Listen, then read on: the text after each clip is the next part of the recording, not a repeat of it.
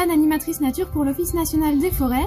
Alors aujourd'hui on se retrouve pour une nouvelle vidéo, un nouveau travail de la forêt à la maison. Et aujourd'hui je vous propose de découvrir le land art. Les peintres, pour la plupart d'entre eux, peignent dans les bâtiments, à l'intérieur. Et puis il y en a qui se sont dit, tiens, si on allait dehors.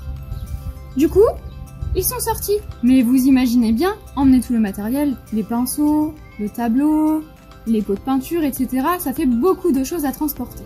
Alors bien qu'il y en ait qui le fassent, il y en a d'autres qui se sont dit, tiens, si on y allait et qu'on n'emmène rien, on utilise ce que la nature peut nous offrir. C'est ainsi qu'est né ce concept. Pour faire du land art, il y a des règles à respecter. La première règle, ça va être la forme. Quand vous faites du land art, il faut que ça ressemble à quelque chose. Il ne suffit pas de prendre un bâton à l'extérieur, de le poser par terre et de dire ça y est, j'ai fait mon œuvre. Non. Par exemple, ici, si on observe cette photo, la forme, c'est un soleil ou une fleur en fonction de ce qu'on peut penser. C'est fait avec différents outils, des bâtons, des fleurs, d'accord, et sur un support qui est le sol. Voilà. Donc que des choses qu'on trouve à l'extérieur. Ça c'est pour la première règle. La seconde règle, ça va être la règle de la couleur. En fait, quand vous faites du land art, il faut utiliser un maximum de couleurs que vous pouvez trouver dans la nature. Ça c'est la première chose. La deuxième chose, ça va être de savoir associer les couleurs. Je ne vais pas mettre une feuille verte sur de l'herbe, simplement parce que ça ne ressortira pas. Il faut vraiment que ça se voit.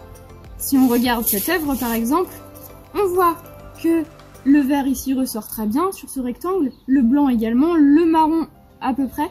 Par contre ici on a des feuilles un peu sur les tons rouges qu'on retrouve aussi autour. Il aurait soit fallu faire un bord un peu plus large, soit mettre une autre couleur pour que ça ressorte. Donc pensez bien à ça, c'est important.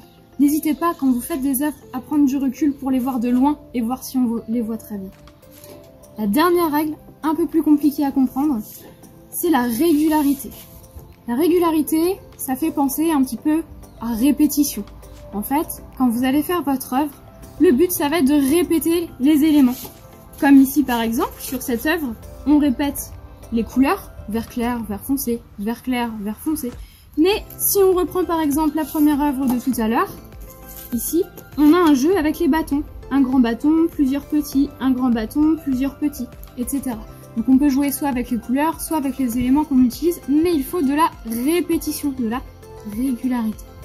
Voilà, je pense que j'ai fait le tour de toutes les petites consignes. Maintenant, ce que je vous propose, c'est qu'on crée une œuvre pour voir un petit peu à quoi ça peut ressembler. Allez, place à la conception. Pour ça, j'ai été récolter un ensemble d'éléments dans mon jardin.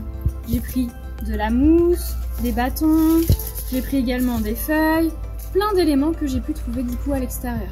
Juste, quand vous ramassez, pensez à votre œuvre avant de la commencer, d'accord ? Ne cueillez que ce dont vous avez besoin. Il ne sert à rien de faire du gâchis de la nature, d'accord ? On ne prend que le strict minimum. Ensuite, quand vous cueillez notamment les fleurs, n'en prenez pas trop. Et si vous en prenez, faites bien attention de bien connaître les fleurs que vous cueillez. Certaines sont protégées et donc il ne faut pas cueillir n'importe quoi. Et dernière chose, si des petites bêtes passent dans votre œuvre ou que vous trouvez des petites bêtes à droite à gauche, on ne les met pas dans notre œuvre de land art, d'accord? Les petites bêtes restent dans la nature. Est-ce que c'est bon pour vous? Allez, c'est parti!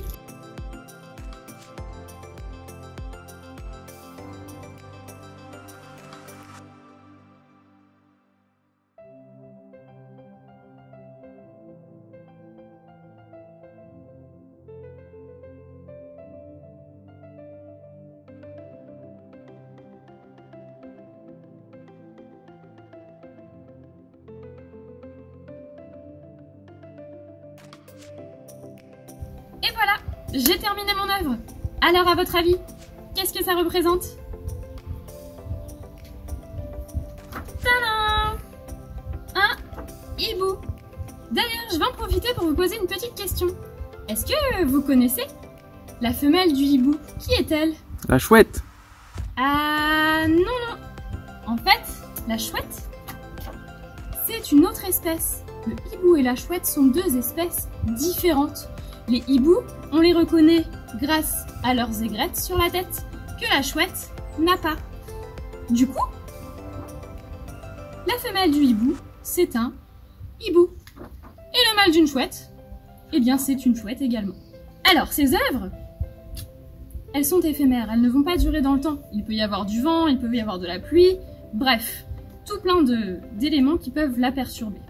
Ce que je vous propose, moi, pour en garder un super souvenir de vos œuvres, ça va être, une fois qu'elles sont créées, de les prendre en photo.